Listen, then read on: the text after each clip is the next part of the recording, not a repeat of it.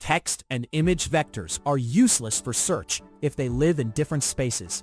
Hugging Face Clip aligns both modalities, so a plain language query can retrieve matching images. You'll see how to connect the pieces into a workflow that matches image candidates to plain language queries and returns the closest photos. I'm Professor Pi, teaching AI foundations with simple Python. When you need to find images by meaning, not file name, a simple file name lookup fails. People build text-to-image search when they want users to type a phrase and get visually relevant pictures back. CLIP is useful because it produces a shared embedding space for both text and images. So a caption and a photo become comparable numbers. That makes it practical for small galleries, editorial search, and prototypes where latency matters more than perfect precision. Think of CLIP like a bridge. You feed an image and a sentence into the same family of model encoders. Both come out as vectors that live in the same coordinate system. A short example is typing golden retriever and getting the photo that lies nearest to that text vector in geometric space. Strengths are simplicity and good zero-shot matching. Weaknesses are common CLIP biases and the fact that very similar images can still be hard to rank without more context.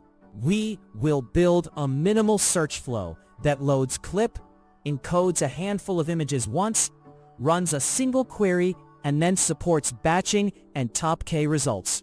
The goal is a compact, readable loop you can extend. Quick note, this code is designed to teach the core idea clearly.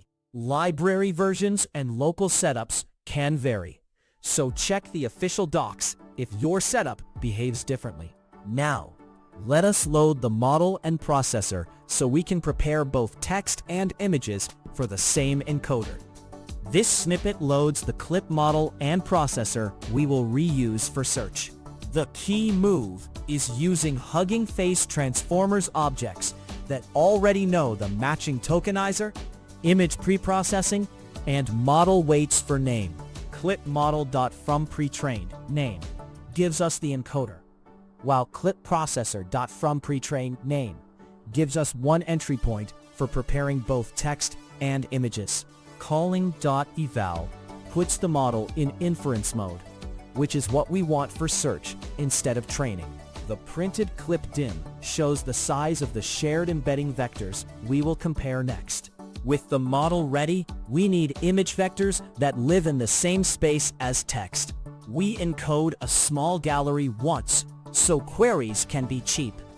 This example turns a tiny visual gallery into searchable CLIP vectors. Text search fails when image vectors come from a different embedding system. So these images must go through the same CLIP model family as the text will. CLIPProcessor prepares the PIL images into pixel tensors. Then model.getImageFeatures produces one vector per image. f.normalize makes each vector length 1, so a dot product later behaves like cosine similarity. The printed shape confirms we now have 3 normalized image vectors in CLIP's shared space.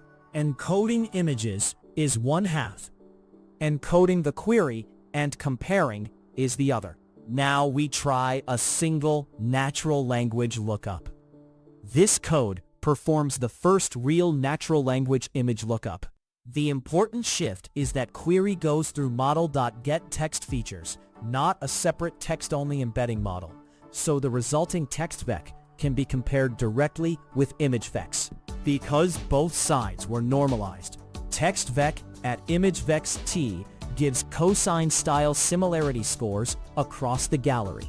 argmax picks the highest scoring image index, and image names maps that index back to something human readable. The visible output shows the selected image name and its score, proving text can now retrieve an image candidate. Single queries work, but production needs many queries without re-encoding images. We batch queries and score all at once to save time. This snippet searches multiple natural language queries without rebuilding the image side. In a real search feature, ImageVex is the index you want to reuse, while new text arrives over and over.